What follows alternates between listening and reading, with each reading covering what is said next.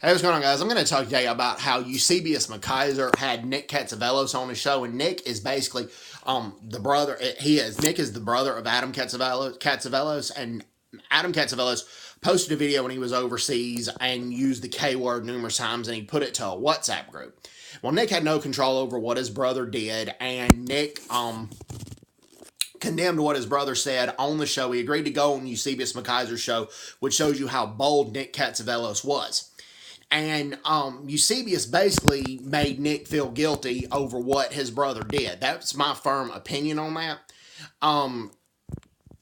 Basically because there were two other times, or at least one or two other times that Nic heard Adam say the K word, and that Nic didn't immediately call him on it.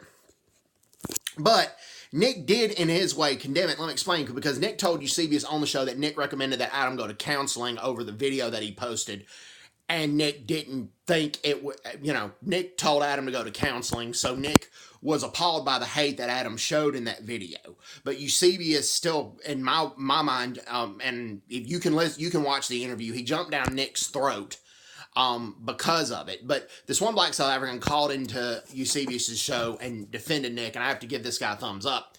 The black South African said, "I'm a black South African, and Nic cannot control what his brother did, and I commend Nic for going on your show, and he didn't think Nic was a racist." So thumbs up to this man. And one of the times that Adam used the K word, and it doesn't excuse him using the K word, when him and his friends were hiking in the Drakensberg Mountains. And most black South Africans are not criminals, not saying that at all, but these criminals happen to be black, and they threw stones the size of a human head at his friend's tent, and Adam called Nic and told the family was using the K word often, but the caller was really nice, and he summed it up best. I mean, if that happened to a family member of mine, I would eventually call them on the racist BS that they said right there, but the first thing I would be concerned about is if they were okay.